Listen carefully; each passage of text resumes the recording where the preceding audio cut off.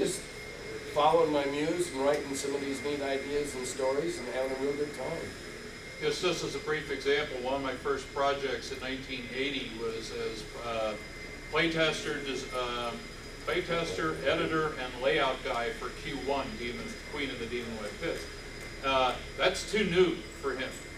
Okay, Tim has never read that, but he wrote an adventure about this Weaver Queen, spider-like being, near death. I twisted Celtic mythology into this thing and find out it's something he did 30 years ago. Yeah, so one of my jobs there is to look over his Weaver Queen adventure and make sure we're not stepping too close to a totally independent thing that he's never read, but which came out of TSR in 1980.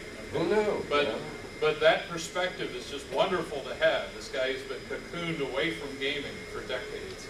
I'm the fly in the amber. That's it. I'm the fly in the amber. Speaking of that, one of his main characters in a short story that he wrote for Anthology was Tanis. He's never read any of the Dragonlance books. No, I never read them. Swears he has. I haven't, honest to God. I've not. But the second I looked at that, I said, "Oh my God, we're gonna get sued into the Stone Age." So we changed the name. But my product in this group. Yeah, we change a lot of names. We do. Yeah. My product is Dark Outpost, and we're kind of having a general theme in all of our products where pretty much any game system that you guys are playing out there, you can play with our product. So in Dark Outpost, if you're playing the Star Trek role-playing game or the Metamorphosis Alpha role-playing game, or pretty much any science fiction role-playing game, you can play Dark Outpost with your system, because we have a very easy generic system we use in all of our products. And so down the road, I'm writing a thing called Squirrel Tower that's coming out very soon. Oh, wait. I just edited it. It is so cool. You thought of a great big new idea that we're going to put in it too. But we're all going to do some science fiction, we're all going to do some fantasy, and we're having themes that we're putting out that we're hoping you guys will latch onto and really want to buy. In Squirrel Tower, I really hit character classes. Yes. Let me tell him that this is his idea. Let me tell you about it so he doesn't embarrass himself. Enjoy yourself. He's got an idea. Every one of these is going to favor a class. They're just going to do really well. It's tailored for them. It's just like, hey, druids, let's go have a good old druid time. Hey, clerics, let's go have a good old clerical time. Brilliant idea. He sent me this thing to edit, and I go, holy cow, we're onto something here. So we're playing on a whole series, Barbarian Adventure. And it's not something you take your character on. It's something you make up and you go have a good time. Or maybe you do take yours on. But because of all of the way we're writing, you can just suck it right into your world and adapt it or not as anyone you choose. Now, in general, in production, we're trying for the best of both worlds. We do have this generic system. For example, instead of hit dice, we'll give a creature a power rating, let's say 40%, and it's real tough. You got to divide by 5. So a 40% power rating, that's an 8 hit die creature. Okay? Now you know everything about our generic system. And just divide by 5 to convert to D20 based. Armor class is the worst because some armor class systems, the old ones, start up high and go down, and then the newer systems start low and go up. I kind of like the newer systems for the mathematical simplicity.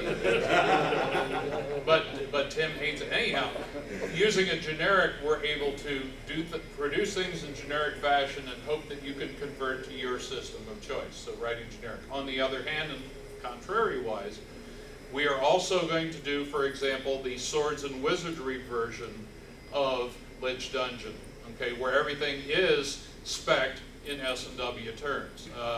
And that also compatible with the original role-playing game. I'm not allowed to say with D&D, right, the trademark term, but we'll talk about the original role-playing game or the first advanced role-playing game, and everybody's, well, duh, you know. So there will be specific customized versions that you don't have to do any conversion whatsoever, and although most of us can handle divide by 5, nevertheless you do too much math involved and you start getting resistance from a lot of gamers. So we anticipate that the downloadables and the hard copy available customized for your game system will work out fine. It's not that much that we have to change, and then the wonders of modern RPG now, RPG, drive-through RPG, the wonders of that is we just make the changes of the stat blocks and things and give them another PDF. We don't have to redo the whole product. And we'll end up with one product available ideally in like 10 different versions in the long run, in either science fiction or fantasy or what have it. And in the big picture, in the long run, we have, I think I mentioned, I'm much more popular, my works, overseas than they are in North America. And as a result, I've got volunteers who speak, fans of mine who want to volunteer, who speak like 40 different languages between them. And we'll be expanding out into foreign language translations. Foreign's a biased term based on American, but I've been researching print-on-demand fulfillment houses in at least 20 different countries globally, etc. And I'm trying to design a publishing company for the 21st century. We produce an intellectual property here in the US, but we don't pay to ship the product halfway around the world, okay? You can, guys in Germany can say, oh great, finally this Eldritch product or somebody else's product that I've arranged to translate is available in their game system, in the Schwarze Auge, the German favorite for fantasy role-playing. So it's in their language, in their game system, and when they order it, it's shipped locally. I mean, it just can't get any better than that. I pay a minimal import fee for the intellectual property, but I am feeding the local commercial economy, you know, with our IP. So it's a win-win everywhere around. I believe this is where the publishing industry is eventually going to go.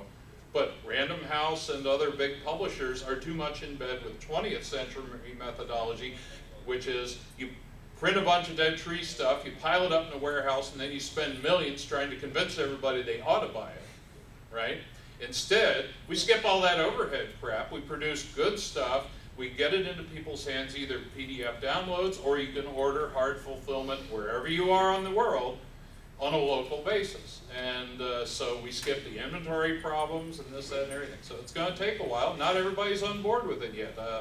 Despite the amount of the wired nature of gamers these days, I've DM'd for plenty of gamers who are looking up all the rules on a tablet and stuff. You know, that is there for some. A lot of folks are still resistant to all digital, all electronic things. We like our books, we like our paper. And frankly, although there's disparaging comments about dead tree products in the environment, trees are a renewable resource. It's just going to keep coming back. So I don't see a great endangerment. Yes, we should be ecologically minded, but I'm not manic about, no, don't cut down any more trees. I mean, they are a replenishable resource. So I think we'll successfully straddle the fence, split the difference between paper products and digital products here, but maybe unusually for a bunch of old guys, we have our sights set on the modern resources, the 21st century methodology and landscape of gaming, and looking to the future when more and more people are on tablets and electronic forms. Any more questions, please? That's generally what Eldritch is doing. Not just gaming either. We're good, as we just did some fiction, and we'll be expanding out into all sorts of things. We have a cookbook, we have some religious works submitted, all sorts of things. Other questions? Come on, guys. Is there another seminar about to start here that you're all really waiting for? Yeah. Until we shut up. Yeah. It starts at 3 in 2 minutes. Okay. How many minutes? We're done. 2. 2 minutes. Well, I think we should be wrapped up then. Well, other questions? We're not going to rush you. We were a little bit late starting. 2 minutes. We know. We just got told. You guys plan on putting out Hey, I was going to put any pressure. Game World? A game world. Yeah. Okay, each one of us has a game world, of course, that we're dying to Like produce. Greyhawk or like. No, not Greyhawk, of course. Greyhawk is a trademark of another company, and we would Camera gets that. Yes, we would never do But anything of course, called Greyhawk. we have the Yeah. ability to exactly copy everything Greyhawk ever did and do it better, so who knows what you'll see. But yeah, game worlds, we have to do them. Yeah. I think we all have our own. I have my own Yeah. source world, Yeah. and Frank he does has too. his. Well, yeah, I've been bugged about this, and you might be thinking of mine here when I'm you exactly ask that thinking of question. yours. I joined TSR because I had become so proficient in D&D due to my a little small fan base in the Philadelphia area in the 70s that they badgered me into applying, and then I was hired.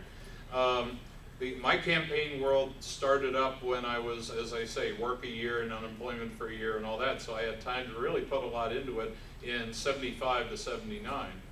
And over the years, well, while at TSR, Gary gave me official permission for my campaign to be on the other side of the same planet as Greyhawk. Although that can't be officially trumpeted now, he's gone, and another company owns D&D and Greyhawk and all that. But nevertheless, there's always been a lot of interest in my campaign as one of the old campaigns, one of the first, perhaps, who knows.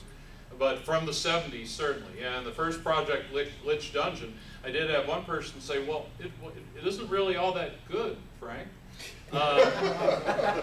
Michael Curtis here at the convention produced a wonderful mega dungeon called Stonehell. If anybody has checked that out, you know what I mean. Just tremendous work. I mean, great new talent. And mine would be much better done if I had written it any time recently. But I've written the words recently, but this is a dungeon that I first put together notes on in 76, 77. So the idea is to print this and offer it in that spirit. This is the way we used to play in the 70s. And my whole campaign really is in that style and in that vein. So there have been a lot of questions, especially to me and to Jim, to publish our campaigns that go back to the roots of the hobby, if you will, at least back to the 70s. So we do have plans for that. And in my case, I've talked extensively with Darlene, who did the maps for the original World of Greyhawk, and she'll be doing our maps for the World of Frank, or whatever we end up calling it, for my campaign world. So it'll look an awful lot like the Greyhawk style in the maps. Perhaps I'm just gutsy enough to do that because Gary personally told me that my campaign was on his planet. Otherwise, there's very few people would be gutsy enough and perhaps stupid enough to try and emulate the original Greyhawk set, but I'm going to give it a shot. What the heck? Call But me we won't arrogant let or him put it whatever. on Gary's planet. No, it can't be on Gary's planet. Okay, so you want us to leave now because it's 2 o'clock? I don't 3 want you to o'clock? leave, but Get out. All right, We're we're quite obligated to understanding. leave. We I have want to y'all sign leave. things in the other room, we're gonna be here all We'll be weekend. around all weekend. Yeah. Yeah, I have to come back in an hour and do another one with Michael Curtis. All right. Jesus. Don't be strangers. Thank you for coming. Thank you so much. Enjoy the convention. Thank you for your support. Certainly smokes like having an hour. Try the Wait, meeting. wait, wait, wait. What's up?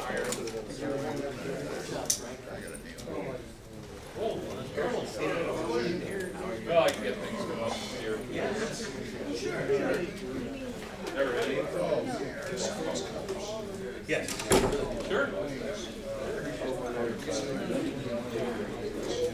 Yeah, we're Do signage.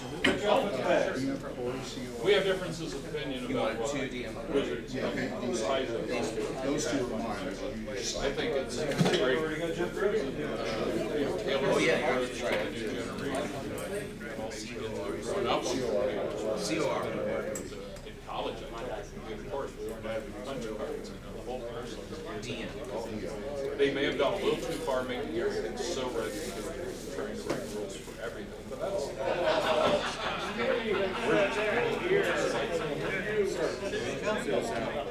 Put tools in your hands, let you decide how. That was not bad.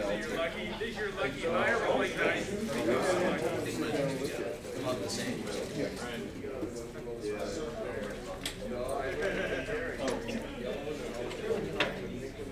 Just get out of their way. Yeah. Oh, we could go on for hours on stories. And then these. Stories about the early products, the old days, play tests, and all this stuff. Sure, thanks for coming. Yeah. Yeah, I like them. Both. Yeah, getting together at Gary's house or at Cook's house, play tests. But I slide in different ways. That's my style. Yeah, be careful with the Sharpie. Fast drive. Yeah, you bet. We considered that and left it out deliberately because we are giving shareholders a hot copy of everything in the executive deluxe. The standard production. I'll buy them as collectors. The autographs you want. But for your personal Very nice to meet you.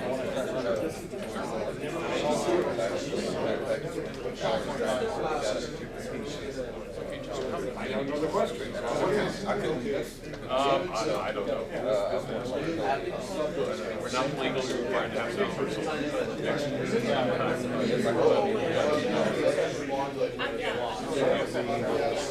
We'll get it. But that's Oh,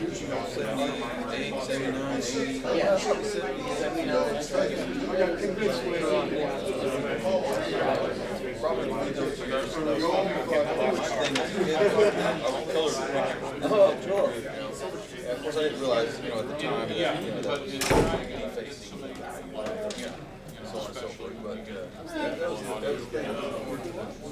yeah. Very inspirational. Just send out contact. Yeah. Communicate, start. You have elders?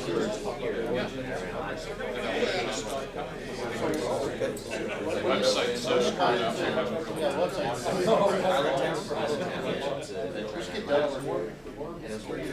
We're finally leading it. We had to be one after we got the product out in time for Gary comes. Then I announced that we had a major heart operation. Yeah, I got wiped out. Jim had a lung job. Hired me. Seriously. We'll see. Pretty cool idea. I'm gonna stick around for this. I'll be in the front row. We'll get better at that. Yeah, well, you got to. I mean, look at what Basil does with theirs. The minute she opens her mouth, guess what? Sit up straight. Oh, yeah.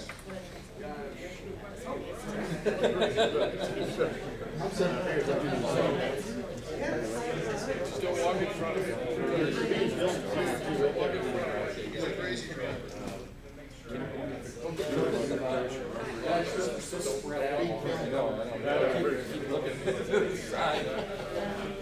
I got the first question.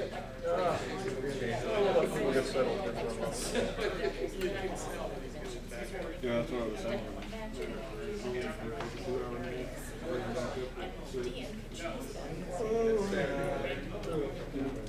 James, where you off to, buddy?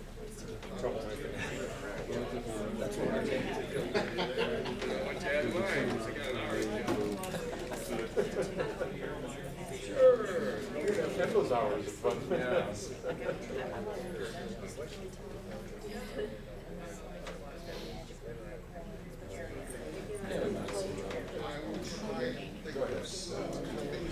I think you're supposed to be introduced by somebody. Oh, are we? It makes sense. Hey, Mike, you supposed to introduce them or something? Sorry? Supposed to introduce them or something? You're supposed to introduce them? Yeah, wait, well, there's a couple, there's a cluster in the hallway. They're muddling. Yeah.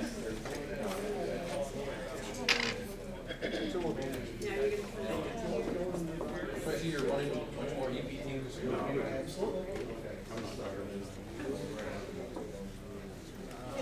Don't think my schedule coincides with any. We'll go ahead and start now, it's already 3:10. As you all may or may not know, we have here Steve Winger and Dave Sanford.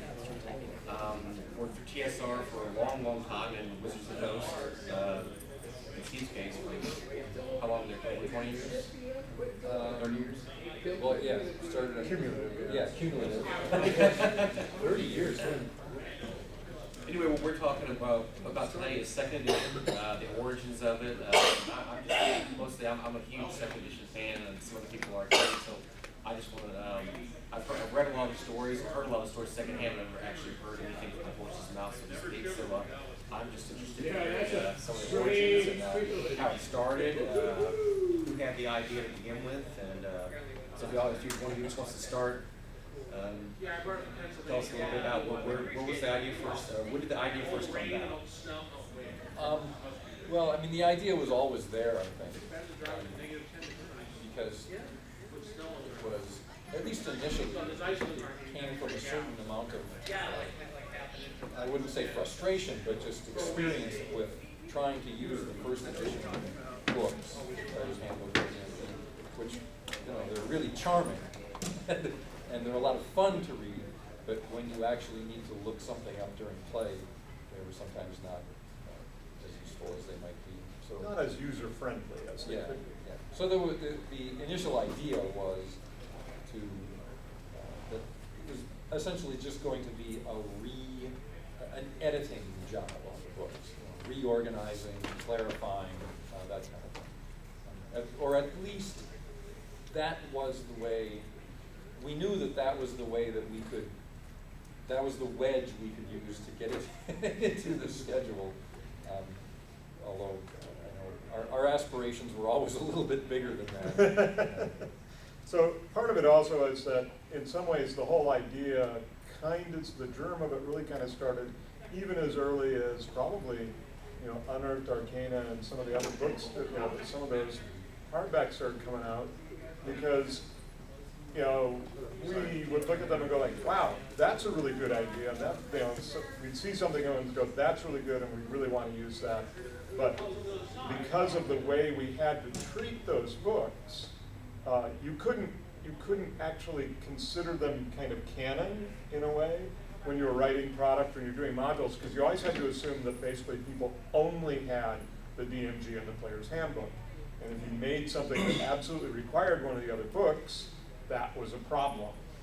And so by the time we put out 3 or 4 of those hardbacks, there was stuff in there that was like, there's good ideas in here, but we can't really exploit it. We can't do anything with it. Yeah. And so Oriental Adventures was kind of the big, sort of the tipping point in that regard, because Zeb put a lot of really cool stuff in OA that we felt like, wow, it'd be great if this was actually part of the core game, but it's not. We can't treat it that way. So that was, so the kind of the push to say, hey, we need to like make our books a bit more user friendly. We need to do, they had been out, by that point. By the point we actually started to get momentum, almost 10 years, and there was the feeling, the feeling also that we kind of management, we pushed to management also of needing to do something to basically kind of make make people want to buy the core books again. Yeah. But it's a pure financial kind of a thing. Make some dough. Yeah, that sounds kind of crass, and I suppose there were people who accused us of that, and we denied it vociferously at the time. But that wasn't really our push on it, but that's a nice handle that you can use when you have to go to executives who manage all the money and persuade them that this is a good idea. And as well, the game just needed a certain amount of cleaning up. Right? I mean, there were things in Unearthed Arcana that contradicted things in the player's handbook, and then things in OA that contradicted what was in Unearthed Arcana. It got tiring writing the disclaimer to every one of the subsequent books, just saying basically, this overrides for this book, but not for anything else. Yeah. So it was because the game grew so organically. Nobody had a long-range plan for anything of this at the time that it began, and where it was all going to wind up. So it sort of got pulled in a lot of different directions. We felt like it needed some cleaning up, and that it was. It had become very top-heavy, and because of the contradictions and the complexities, it was really difficult to get new people into the game. If you were a new person who you just sat down with the player's handbook and the DMG, and or even worse, somebody told you, oh, the book you really need is Unearthed Arcana, and so your mom or somebody goes and buys Unearthed Arcana for you and says, here, now you can play Dungeons and Dragons, and of course you can't, and you'll only be horribly confused. And there was sort of a feeling in the company that D&D, the whole point of the Red Box was to make the game simpler for people to get into, and that was a great way to do it. But people wanted to move on from D&D very quickly. They tended to, as soon as you put the name advanced on something, everybody wants to. They don't want to play the kiddie version. They want to go on and play the advanced version. By the way, if anybody have questions, How Yes. long did y'all play test?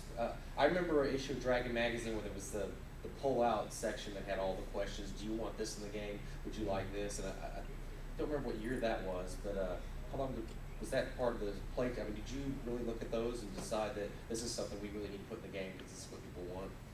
Oh yeah. Yeah, I mean, we definitely looked at that stuff, and that was actually after that kind of came out after we'd already kind of formulated a lot of the general plan and direction of stuff.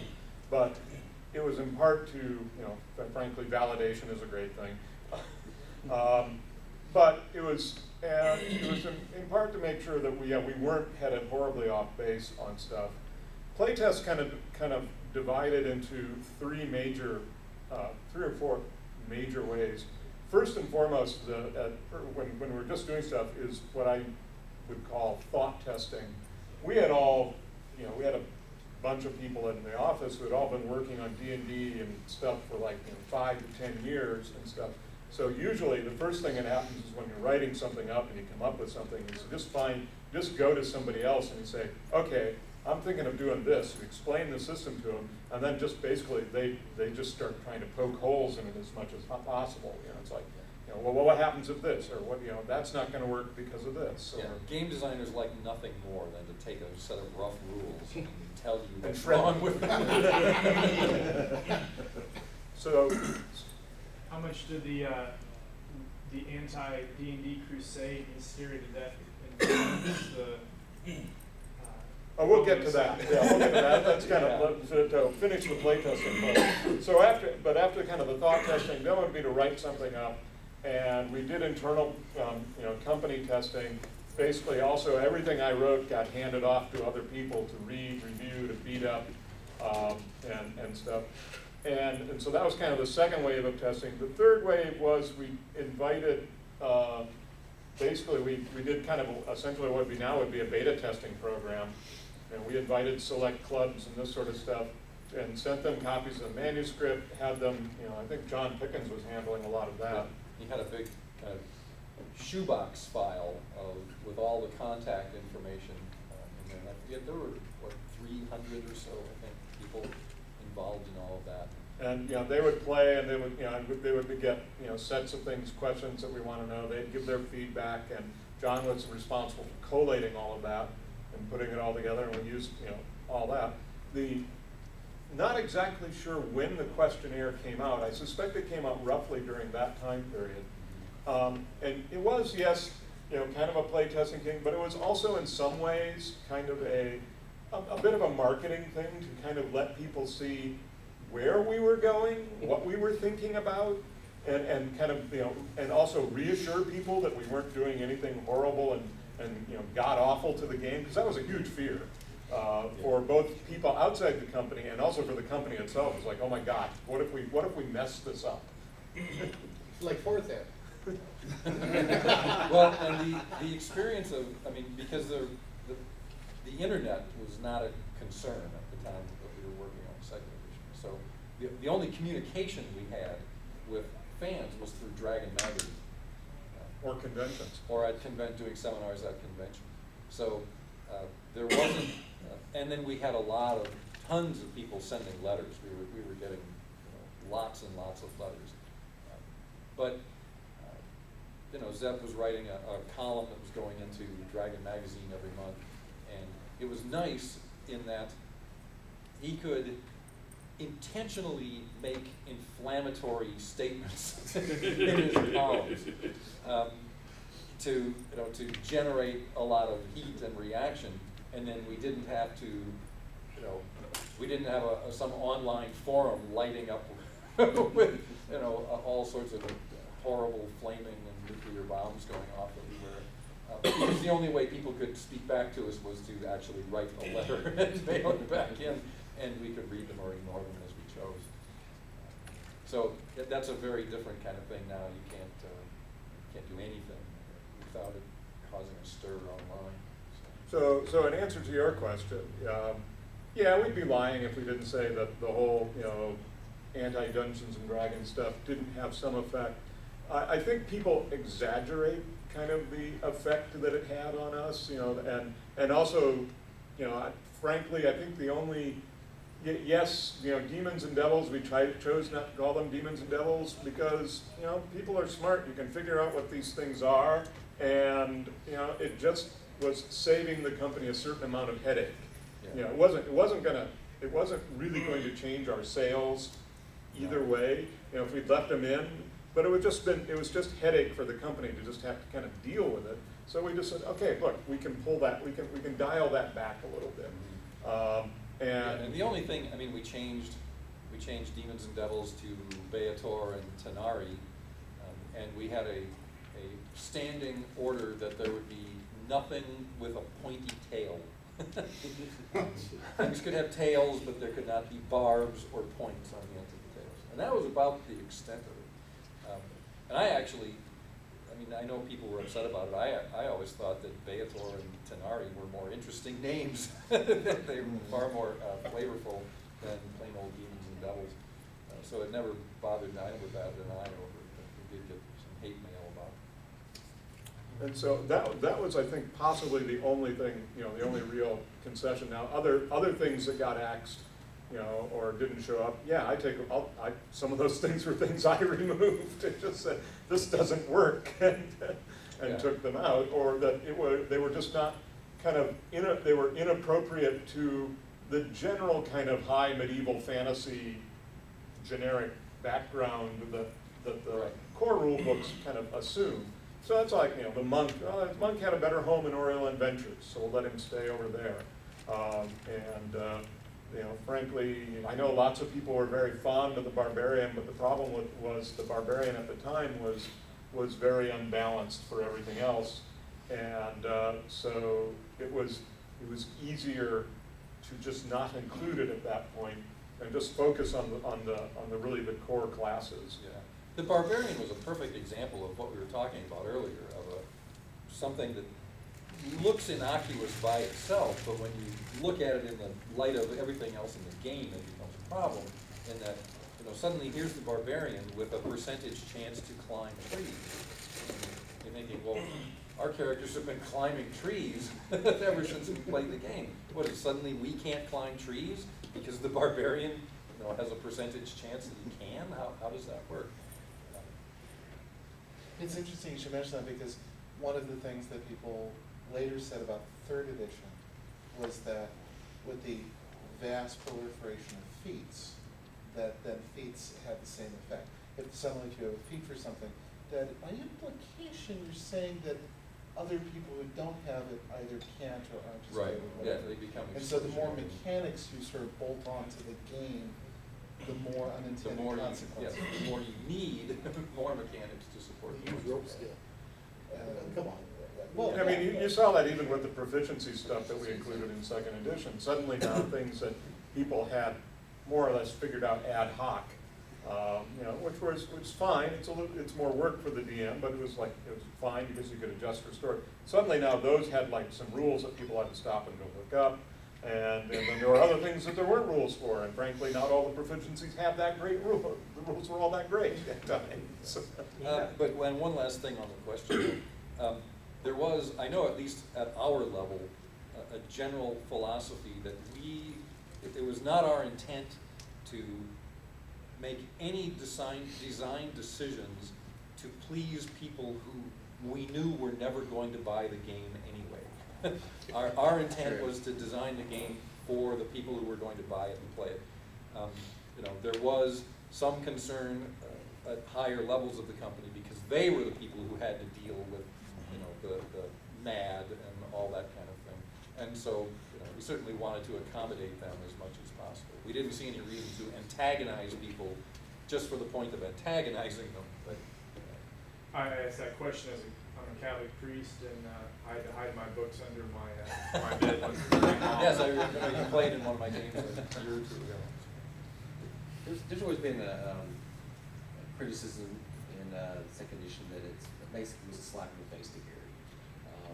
They wanted to wipe all his memory out of the company, and that's why second edition came. How do y'all deal with that? Did you say that, or is there any truth to that? It certainly was never any intention on our part. Frankly, the whole business with copyrights and D&D and AD&D and Gary, none of us in the trench level actually even understood because they never explained to us.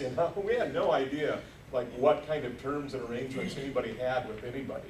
And so, for us, it wasn't we weren't trying to erase Gary's memory at all. In fact, we were one of the things that we were very, very conscious of was that we had to try and make sure that it was still very much the same game. That come on, we're designers. We could have gone and done a whole lot more.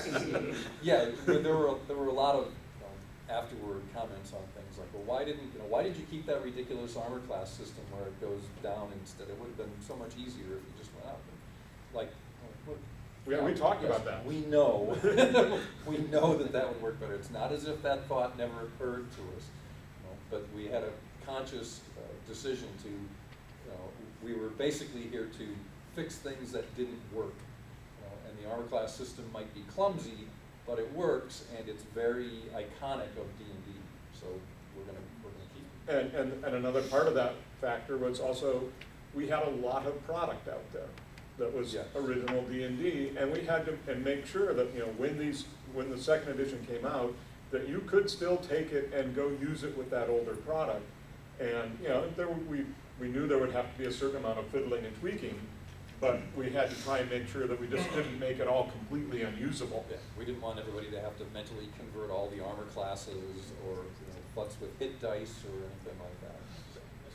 So it seemed like you clearly didn't want to go in monkeying with the rules and changing things arbitrarily. But you did want to go through. Well, we wanted to. You didn't intend to publish it that way. And you did want to especially clear up a lot of the contradiction and confusion and things that didn't work well in the past. But leaving alone tried and true things like the descending armor class. But what about the proficiencies? We had gotten multiple products in the late 1E era that had proficiency systems. They weren't 100% compatible with each other. They weren't in there long enough to be die cast or anything, but they just really didn't work. And then with second edition, you didn't take the opportunity to diverge farther than the minimum and lift us with a kind of broken system still. A couple of things there. One is I was basing it off of what I'd done in Oriental Adventures, and the thing is, yeah, there were about 18 different proficiency systems, everything from like, well, imagine what your previous life had been like before you were an adventurer and write those things down, and now you'll be able to do that. To table, people would generate tables to figure out what your ancestry and background have been, and that would give you stuff. And it was a matter at that point of picking one of them. And we'd had some experience with the Oriental Adventures system. We knew kind of what it, how it worked, what it could do, and could see how it could be expanded into other areas. But yeah, it was never as solid and amazing a system as it possibly could have been. Frankly, because it was never meant to be more than for those people who want that extra element of color to their characters and stuff. I'm perfectly happy if people were to take that stuff, take it and say like, we don't need proficiencies, we'll just skip right over that, if that's what made them happy. I don't recall if that was an optional rule or not. It was. Yeah. We never used it. Yeah, and Although, much later with Skills and Powers, you came out with just a small tweak, but it made it much more balanced. I'm sure, I don't know what the tweak was, but I'm sure, there was probably vast improvements. I don't remember either. Yeah, there's a learning process involved in all these things. We talked about playtesting, and certainly anybody in the electronic game industry is well aware of this, that no matter how much playtesting we do up front, within 24 hours of those books hitting the street, it's going to have 3 orders of magnitude more playtesting than we could have ever done to it. So it's just inevitable that people are going to find errors or things that where the math didn't work out as cleanly as you would hope. Yeah, don't even talk to me about like I don't think we ever got an unarmed combat system that actually worked. Yeah, we both really liked the system from Boot Hill, which is why the second edition version was the way it was. And I still think it was a lot of fun, but that doesn't necessarily mean it worked all that well. Frank would probably disagree with you because of his companion wrestling rules. Yeah. Dennis, One thing that appealed to me about second edition is you saw a lot of what I call alternative campaign settings come out, like Spelljammer and Dark Sun, and you even had the Buck Rogers spinoff, which is basically second edition D&D. And I want to compliment whoever had anything to do with all that, because that was great. But whose idea was it to make this completely destructible binder and put the pages of monsters in it. It might last a month, and then, you put them on paper. Yeah, well, okay, What the he binder said. was, the three-ring binder was kind of my idea. But making it flimsy was not part of my proposal. I was playing Advanced Squad Leader at the time. And when they did ASL, they put it in a three-ring binder, and then they could do expansions, and they could do errata, replace pages, and it was a very high-quality product. And that was what I went in with and said, why don't we do the monster manual like this? Because the problem, of course, is by the time you have 3 or 4 monster manuals and articles in Dragon Magazine, what have you, there's no way to assemble all of it. It's all scattered. You can't remember where anything was. But then we had a failure of thinking it all through, which was okay, we've got this, even if we'd had a solid binder, we never kind of said like, wow, that means we have to have every monster fill 2 pages so that you can be able to alphabetize it. It's like, wow, I'm going to write 2 pages about snake. Well, but then we did go, we went to 1 page, and you had to put the next alphabetical monster on it. And if anybody noticed, the spelling of Ankeg changed between first and second edition. And I forget exactly what it was, but it was because there was a monster. Basically, it would have screwed up the pagination if Ankeg went in where it belonged. So we were like, well, maybe if we move nobody ever knows where the H goes anyway. Let's just move the H, and then we can put it where we need to put it in the book. Yeah, and then the other problem is that even if we got it so like, okay, well, then it would be like, oh wait, we're starting B's on the back of the last page of A's, and it's like, no, that didn't work either. Yeah, the whole thing, it didn't gel quite the way we wanted it to. And the flimsiness of it was a bit of a problem. I bought a really stout binder and just put them all on page protectors, and it worked fine. Yeah, So a lot of people did that.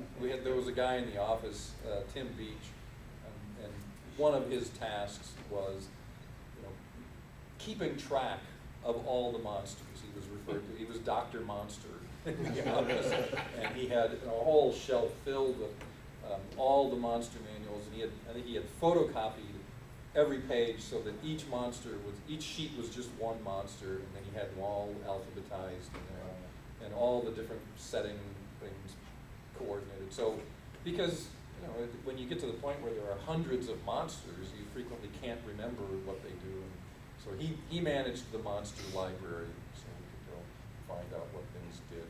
Had we done, because somebody would write a monster, and then somebody else would say, well, we did one just like that a year ago. We really don't need that one. Or it'd be like they'd come up with some special rule for that monster that contradicted some other thing someplace else. It was like, oh my God. Was it a policy to play test kits? Playtest kits? Yes. Kits were that explosion that happened later. Yeah, okay. Initially, yes. Basically, first couple of books, that stuff got tested and everything. But as the momentum on that stuff built up more and more, and we kind of relied, I think, more on freelancers and stuff. When it got to the point where we were using a lot of freelance editors, the central control of that began to erode a little bit. And at that point, you rely on, it's like, all right, we have a freelance editor, let's make sure that we pair them up with a really experienced designer, right? Or if we have a relatively new designer, let's make sure we pair them up with a really experienced editor. But it's still very difficult to maintain really tight quality control over it. And if I can digress a little bit, this is something I've talked about and written about quite a few times, that there's this very unfortunate and essentially dysfunctional relationship between game publishers and all of you who buy the games. And that is, we want the game to be as static as possible, because that's how we control it. Okay? Every time we change a rule, you have that unintended consequence thing that shows up, right? Where it ripples through and affects other things. So every time we publish a book that changes the rules, there's always that chance it's going to rebound on us and cause problems. But customers, the people who play the game, they always want new things. They want new powers, new spells, new monsters. And so you get into and to some extent that's what led to second edition, because all the additions to first edition get to the point where the contradictions and the inconsistencies just really weigh the game down. And just the weight. Yes, and that's what led to third edition, and that's what led to fourth edition. And kind of to go back to the setting idea, that was a big part of why so many settings were done for second edition, because they avoid that problem, right? If we put out a setting, that's not a whole bunch of new rules that are being dumped on the core game. We can do all kinds of funny things with the rules in a setting. Oh God, we changed the rules like mad. Yeah, you look at AD&D or Planescape, things like that. They have all kinds of special rules, but they're contained to that one little thing. And then when we, eventually stop supporting that setting, we don't need to. We just wipe those off the table, and we don't have to worry about them anymore. But all the trouble is, again, with settings, DMs buy settings. When you do the complete fighter's handbook, everybody who plays a fighter goes out and buys that book. So you get this weird, it's not weird, it's very straightforward and easy to understand, but it's unfortunate that the kinds of things that players want for the game are really not good for the game. But the way that designers want to run the game is not good for the customers, because then we're not. It's not good for the company necessarily. Yeah, it's not good for the company either. One of the things like the second edition is the different takes on the core character classes. Clerics, the second edition, there's a couple lines here. It says, well, if you have a cleric of the goddess of the hunt, you can use arrows or you can use a spear. I remember when I'm reading that at the time, it was just such a revelation. And why didn't they think of this before? It made so much sense. Was that something that y'all definitely wanted to put in there? Did you want to go a little farther with that, or did you just want to kind of Definitely with and this is part of my mentality approaching some of this stuff, is you try and find that kind of beautiful, elegant point in a system or design where, okay, we had a whole bunch, we had clerics, and then we had all various kind of variants that kept popping up all over the place that people were all very unofficial or very confusing. And so it was just trying to look at all that and say, how can we kind of create a standardized, a systemic way to look at that, to give you the ability to create that sort of stuff. And it was looking forward towards that. We want to create a lot of settings. We want to create, interesting settings. How can we give ourselves basically the freedom, the liberty to make those changes? And so doing that with the clerics and doing it with it was even easier in some ways with the magic users, because, all right, we have this very well-defined illusionist, but what the hell? How does this fit within the whole? He was just one guy. Why is there an illusionist, but there's no necromancer? Yeah, there was none of this other stuff. So it was a matter of looking at what he could do and how can we translate that into a system that would then let you create all the other ones that really had to be out there. Well, and there were things in the game, like all the different schools of magic, that first edition, it was this wonderful tool that had nothing had been done with it. And, that's the kind of thing that you look at and think, wow, we can do all sorts of things with that. It gave us lots of levers for just like, here I can, ways to categorize stuff, ways to be able to say, oh, this will affect this school, that sort of thing. I always called the cleric finally got fun to play, because it was always the saying that nobody wants to play the cleric because the guy that has the mace goes around and heals everybody. But once you say, oh, well, you're a cleric beside you carry a trident, all of a sudden, ding, a little light goes on the head. Like, well, this is interesting to play a cleric suddenly. Yeah, it's true in MMOs today. Nobody wants to play the cleric. Still, yes. And and I never really had that problem. I always enjoyed playing clerics, but I felt like a lot of people, there was so much pressure on the cleric to, heal me. I always felt like, look, it's your responsibility to survive the fight. I might heal you afterwards, but I have other things on my mind while the arrows and Well, swords. they also thought you did a good job on the new clerical spells. It rounded out the class better. There's more to do than just heal or, there were 3 or 4 different spells in case you actually had some really good, And ideas. clearly there were problems with the cleric, like you say, it was not a very popular class. Was there any one like favorite thing that you really wanted to do that you ended up, for whatever reason, not putting in it? Well, definitely, I think one of the minor ones was the armor class had got changed. That was, I That know was Steve probably- really wanted to do that. Yes, and that it was made a a lot, big it one. made perfect sense. And I would point out that I've been very pleased that I've seen a few things online where people would go back and play the last edition of Gamma World that was put out by TSR, which was technically the 4th edition of Gamma World. Although nowadays that title kind of gets used for the one that was done to coincide with 4th edition D&D.